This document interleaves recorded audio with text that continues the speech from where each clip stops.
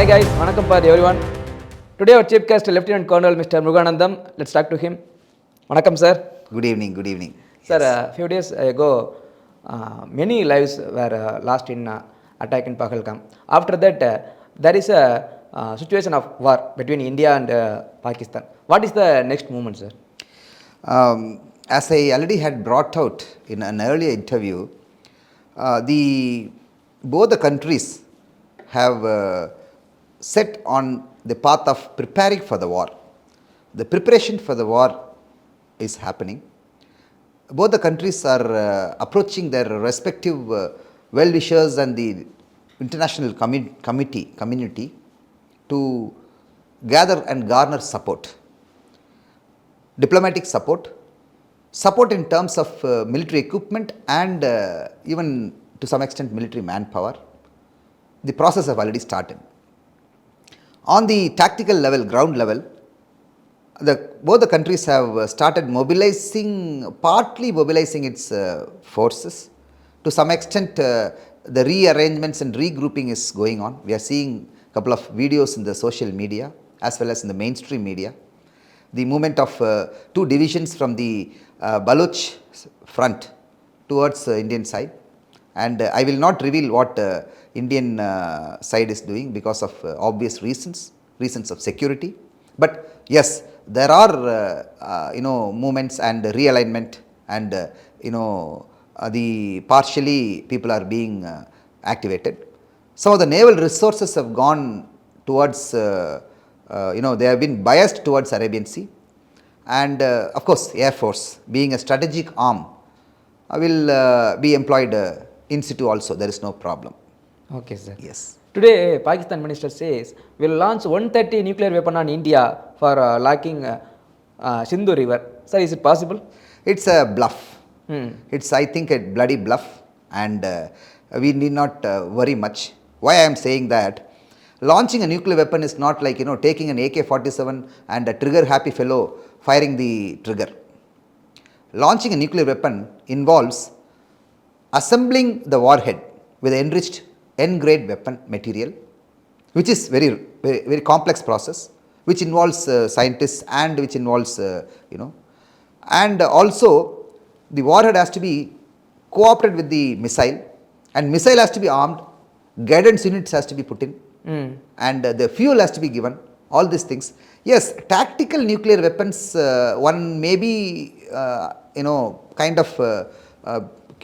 one cannot rule out the possibility of tactical nuclear weapons being kept ready-made. But the issue is any nuclear deployment and any nuclear operationalization involves a lot of political and serious checks, which ignored will be very suicidal. And they also know our nuclear policy is no first use. The nuclear policy of India is no first use. At the same time, massive retaliation. These two are very, very pertinent policies. Whereas their nuclear policy is they will always preemptive strike and they won't mind deploying in their own location. This is primarily to offset the conventional capability of India. Conventional capability is higher. To offset that, they have got this policy. And we have got a nuclear policy which is a very responsible and a very, very responsible and a very befitting policy. Okay, sir. If they will take the nuclear weapon, it will going to the next third World War? I don't think so. We have a big brother watching, United States of America. And this loose comment by the Pakistani minister have actually activated all the surveillance and sensory equipments of both the superpowers and also, of course, China. So, without the collaboration of Chinese collusive support, Pakistan will not do anything. That's my assessment. Okay, sir. Today morning, Indian government says newspapers and media outlets don't broadcast the Indian military movements. What is your opinion, sir? It is a very, very required and a very mandatory thing. I am glad that Government of India has come out with that directive because in 1999 during the Kargil war, one Miss Barkadat, field news agent, had seemingly revealed the position of rocket launcher's location while the assault was on Tiger Hill. And because of that pinpointing, it was easy for the Pakistani army to pinpoint our rocket launcher's location and bombard it. Similarly, in 26/11, the Mumbai attack in 2008, if I am not wrong, there most of the activities of our troops, that is SF, special forces, commandos and Maharashtra police and special police and all those things, were routinely reported minute to minute by the news hungry field reporters, which had a very bad and a very adverse bearing on our operations. It was revealed later that had we not resorted to this kind of silly activity, reporting minute to minute, which is enabling the Pakistani handlers to direct their terrorists to avoid Indian fire and putting ourselves into a serious disadvantage, things could have been much better, including the Major 𝗙𝗵𝗍 𝗔𝗀𝘀𝗀 life would have been even saved. So irresponsible reporting is as bad as cowardice. So we all must take this directive in the right spirit, and that doesn't mean that it is gag. It is not that. It is not. Nobody is asking you to keep your mouth shut. What the government of India is saying is, do not discuss plans, do not discuss deployments, do not discuss personalities, do not discuss future operations. Otherwise, you can always discuss what has been happened. You can always dissect the history. You can compare things. It's no problem. But the present and future plans should not be revealed. Okay, sir. The Indian government will purchasing the 26 Rafael aircraft for the Indian Navy at a cost of 63,000 crores. How useful will this be, sir?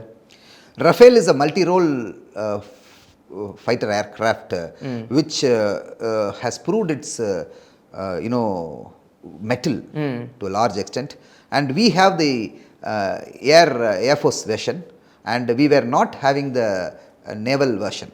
All these 26 are going to be equipped with the Navy.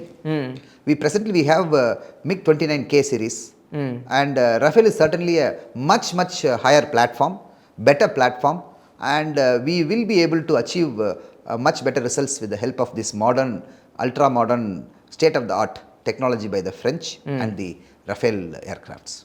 Okay, sir. Today, 6 C-130 Hercules cargo planes carrying security equipments have arrived in Karachi from Turkey. What is the relatives in Pakistan between Turkey? Even though Turkey is a member of NATO, Turkey is a member of NATO. The only non-Atlantic nation which is member of NATO is Turkey. But Pakistan has been given MFN, most favored nation status of NATO, and I think certain NATO meetings they had been kept as observers also. Some participated in some military exercises also. So Turkey had developed a very warm relation with Pakistan. There are, to my knowledge, there are certain agreements between the other Arab countries and Turkey and other countries where they will send their even pilots to Pakistan in case of an all-out war with India. So this is the kind of understanding between those two countries. So it is not something surprising that Turkey is sending its military hardware and military assistance to Pakistan in connection with the impending operations which are going to happen. Okay, sir. After the lot of news, what to do next? As I told you, both the governments will keep observing each other. They will keep observing for the telltale signs of war, how the build-up is happening, how the preparations is going on, and both the governments will strengthen their diplomatic efforts and garner international support in their favor, and the activities will go in a manner which will benefit each government. So that is one aspect. And second aspect is, both the governments will try to gather maximum internal support, try to keep their population assured of what is happening. And of course, Pakistan is in a very low economic situation, and we are in a better thriving economic situation. So the economics is indicating that the war, all-out war may not be possible. This is one option. Hello, suppose if war will be come, who is affected most? India side or Pakistan? In any war, the most affected people are firstly the soldiers, both India and Pakistan. Those who are fighting, soldiers, sailors, airmen who are fighting neck to neck battle there, eyeball to eyeball battle there, will be affected. One. Second is the people of the country will be affected by a massive economic downturn. Thirdly, the country itself will be turning back by at least 10 years in terms of economy. So, war is not a solution. That's what I feel. But at the same time, when you are forced to do a thing, some kind of limited war, some kind of counter action is certainly has to be done. Okay, sir. Thank you so much for answering my various questions. See you in the next interview. Thank you. Thank you.